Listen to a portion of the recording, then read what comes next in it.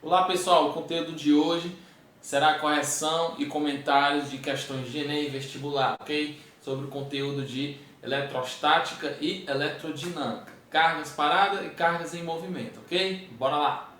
Muito bem pessoal, nós temos aqui essa questão 1, tá? Do Enem 2018, que diz o seguinte: em uma manhã ensolarada, uma jovem vai até um parque para acampar e ler. Ela monta sua barraca próxima de seu carro, de uma árvore e de um quiosque de madeira. Durante sua leitura, a jovem não percebe a aproximação de uma tempestade com muitos relâmpagos. A melhor maneira de essa jovem se proteger dos relâmpagos é... Aí nós temos as opções: entrar no carro, entrar na barraca, entrar no quiosque, abrir o guarda-chuva ou ficar embaixo da árvore. Pessoal, nesse caso aqui, como a gente viu lá em campo elétrico, essa situação será mais segura para a jovem entrar no carro. Por quê? Tanto por conta do isolamento que os pneus do carro proporcionam, tá? Nesse item A, e a estrutura metálica do carro, né? Compreendendo aquela chamada gaiola de Faraday, onde a gente sabe que o campo elétrico no interior de um condutor, tá? Nesse caso, a estrutura metálica do carro é zero. Então, não há campo elétrico, né? O campo elétrico é zero, é nulo dentro dessa estrutura. Então, ela está completamente segura. Ah, mas e a conveniente também aqui seria o que? Entrar no quiosque, que ele é de madeira, né? Porém, pessoal, pode acontecer também, tá certo? De a pessoa ser afetada, né? Atingida por esse raio e tá destruindo aí, tá? Essa estrutura de madeira, até porque não é um isolamento perfeito, tá? No caso do carro, se ela for atingida, tá certo? A estrutura vai proteger a garota, né? Então, item A, pessoal. Muito bem, pessoal, na nossa questão 2 é do Enem 2018, tá? E aqui é uma questão sobre corrente elétrica. Então, vamos aqui. Com o avanço das multifunções dos dispositivos eletrônicos portáteis, como os smartphones, o gerenciamento da duração da bateria desses equipamentos torna-se cada vez mais crítico. O manual de um telefone celular diz que a quantidade de carga fornecida pela sua bateria é de 1500 mAh. A quantidade de carga fornecida por essa bateria em coulombs é de... Bom, gente, aí aqui a gente vai calcular, tá? É justamente a carga fornecida. Então, vamos aqui. Então, gente, na nossa questão 2 a gente precisa coletar os dados importantes da questão, né? Que ele nos dá aqui, ó, uma corrente elétrica, né? Eu coloco aqui, vamos coletar os dados I, tá? Ele dá uma corrente elétrica de 1500 miliamperes, né? Tudo isso, gente, num tempo de 1 hora, tá? Essa é a corrente aqui fornecida implicitamente na questão, tá? Movimenta-se aqui 1500 miliamperes por hora. Então eu quero aqui a quantidade de carga, né? Nosso delta Q. Certo? Então como é que a gente faz essa continha? A gente vem para a definição de corrente elétrica, tá? Que é justamente a intensidade da corrente elétrica dividido pela quantidade de carga elétrica, certo? Dividido pelo tempo, tá certo? Dividido pelo tempo. Então vamos fazer a substituição, né? Como é que vai ficar isso aqui?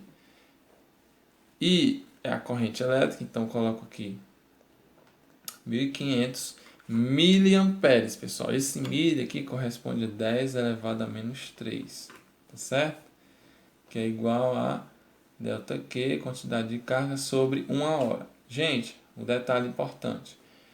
O tempo eu tenho que colocar ele em segundos. Então, 1 hora tem quantos segundos? 3.600 segundos, ok? Aí, subentende que aqui tem 1, né? Vamos continuar a continha bem aqui, ó. Aí vamos fazer isso aqui. 1.500 vezes 10 elevado a menos 3, pessoal. Eu só voltar aqui 3 casas, né? Para a esquerda. Então, vai ficar aqui vou só reescrever 1,5. Só reescrever aqui. Deixa eu focar. 1,5 é igual a ΔQ sobre 3.600, ok? E aí o que é que a gente faz, pessoal? Tem um aqui, então vamos multiplicar aqui, ó, mesmo pelos extremos, né? Então vai ficar como? 1 vezes ΔQ, ΔQ, que é a quantidade de carga, igual a 1,5 vezes 3.600, né? Isso aqui, pessoal, vai dar 5.400 coulombs, ok? Então essa é a resposta da nossa questão. Então é o item C. Tranquilo? Nossa questão 3, pessoal, é do Enem 2010, né? E aí vamos começar. Atualmente existem inúmeras opções de celulares com telas sensíveis ao toque, touchscreen. Para decidir qual escolher, é bom conhecer as diferenças entre os principais tipos de telas sensíveis ao toque existentes no mercado. Existem 2 sistemas básicos usados para reconhecer o toque de uma pessoa. O primeiro sistema consiste de um painel de vidro normal, recoberto por 2 camadas afastadas por espaçadores. Uma camada resistente a riscos é colocada por cima de todo o conjunto. Uma corrente elétrica passa através das 2 camadas enquanto a tela está operacional. Quando o usuário toca a tela, as 2 camadas fazem contato exatamente naquele ponto. A mudança no campo elétrico é percebida e as coordenadas do ponto de contato são calculadas pelo computador. No segundo sistema, uma camada de armazenamento, que armazena carga elétrica, é colocada no painel de vidro do monitor. Quando o usuário toca o monitor com o seu dedo, parte da carga elétrica é transferida para o usuário, de modo que a carga na camada que armazena diminui. Esta redução é medida nos circuitos localizados em cada canto do monitor. Considerando as diferenças relativas de carga em cada canto, o computador calcula exatamente onde ocorreu o toque, né? Aí vamos continuar a questão aqui. O elemento de armazenamento de carga análogo ao exposto no segundo sistema e a aplicação cotidiana correspondente são respectivamente... Bom, pessoal, de acordo com o segundo sistema que ele propôs, tá? Aí a gente vai analisar aqui qual a alternativa que corresponde a esse segundo sistema operacional aqui, tá? Item A, receptores e televisor. Gente, receptores, resistores e fusíveis, né? Ele não tem essa propriedade de armazenamento, tá certo? De carga elétrica, né? E são aqui, ó, receptores, resistores e fusíveis. Ele tem outras funcionalidades, né? São elementos de circuito elétrico, então, os receptores, resistores e dispositivo aqui de segurança, né? Dispositivo que armazena, nós temos 2, que são geradores e capacitores, tá certo?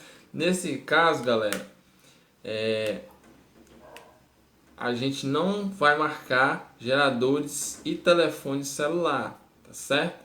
A gente vai marcar capacitores e flash de máquina fotográfica, tá? Porque capacitores, ele é um sistemazinho, um elemento de circuito elétrico, tá? Com duas placas que elas ficam carregadas e eles geram justamente essa energia, tá certo? E essa energia é utilizada, nesse caso aqui, para o flash, né, de uma máquina fotográfica, ok? Então, item E. Vamos então aqui para a questão 5, tá? Nossa questão 5 aqui é do Enem de 2012. Diz o seguinte: no manual de uma máquina de lavar, o usuário vê o símbolo, né? Aí tem esse símbolo aí. Este símbolo orienta o consumidor sobre a necessidade de a máquina ser ligada a... Pessoal, esse símbolo, tá? Ele corresponde aí num diagrama de circuito elétrico a descarga elétrica, ou seja, aquele excesso de carga elétrica ela deve ser descarregada, e aqui esse símbolo se chama fio terra, tá certo? E a sua função é justamente evitar uma sobrecarga no sistema, por isso que a máquina de lavar precisa ser ligada, né, a um fio terra. E aí a alternativa correta aqui já de primeira é o item A, né? Um fio terra para evitar sobrecarga elétrica.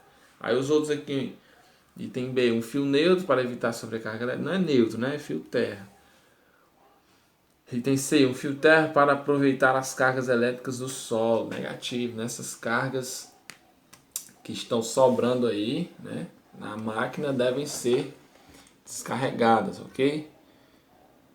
Continuando o item D, uma rede de coleta de água da chuva, não, né? E item E, uma rede de coleta de esgoto. Então, alternativa correta, nossa alternativa A. Para fechar, gente, nós temos aqui a nossa questão 6 do Enem 2018, né? Que ela diz o seguinte: um detector de mentiras consiste em um circuito elétrico simples, do qual faz parte do corpo humano, né? Faz parte do corpo humano. A inserção do corpo humano no circuito se dá do dedo indicador da mão direita até o dedo indicador da mão esquerda. Dessa forma, certa corrente elétrica pode passar por uma parte do corpo. O medidor sensível, amperímetro, né, que mede a corrente elétrica, revela o fluxo de corrente quando uma tensão é aplicada no circuito. No entanto, a pessoa que se submete ao detector não sente a passagem da corrente. Se a pessoa mente, há uma ligeira alteração na condutividade do seu corpo, que altera a intensidade da corrente detectada pelo medidor. No dimensionamento do detector de mentiras, devem ser levadas em conta os parâmetros: a resistência elétrica dos fios de ligação, a tensão aplicada no circuito e a resistência elétrica do medidor. Para que o detector funcione adequadamente, como indicado no texto, quais devem ser as características desses parâmetros? Bom, gente, a gente analisa a questão da seguinte maneira: é um circuito fechado, né, do dedo direito até o dedo esquerdo. Então, se eu quero que a pessoa se mantenha viva, então eu preciso aplicar aí uma tensão pequena, né? Porque a tensão determina a quantidade de corrente que vai passar. Então, se eu colocar uma tensão muito grande, vai passar uma corrente elétrica muito grande e a pessoa vai sentir, né? E aí aqui a palavra-chave é o seguinte, né? Que a pessoa ela não deve sentir esse fluxo de corrente, né? E outra coisa, não sente a passagem da corrente. Então eu devo aplicar aqui uma tensão elétrica pequena, né? E outra coisa, a resistência interna do medidor deve ser desprezível, né? Porque se tiver uma resistência grande, alterará todo o nosso sistema. Então, a alternativa, pessoal, aqui deve ser a seguinte: alternativa B e C já não são, né? Porque, ó, ela afirma que alta resistência dos fios de ligação. Não pode ter alta resistência, né? Se tiver alta resistência, eu tenho que aplicar uma corrente elétrica alta, né? E O item C, da mesma maneira, ele faz a mesma relação. Então sobra aqui A, D e E. Né? Então vamos para o A. Pequena resistência dos fios de ligação, alta tensão aplicada e alta resistência interna do medidor. Não, né, pessoal? Quando eu aplico alta tensão, uma alta corrente é gerada. Então a pessoa leva o choque. Item A não é. Item D. Pequena resistência do fio de ligação, alta tensão aplicada e resistência interna desprezível. Alta tensão não, né, pessoal? Então o resto do item é pequena resistência do fio de ligação, pequena tensão aplicada e resistência interna desprezível do medidor. Então a nossa alternativa é E. Ok, pessoal, esse foi o nosso vídeo, espero que vocês tenham gostado, ok? Comenta, curte aí, tá? Não esquece e compartilha o vídeo, tá? Vamos aproveitar o tempo, estudar e é isso aí, vamos lá!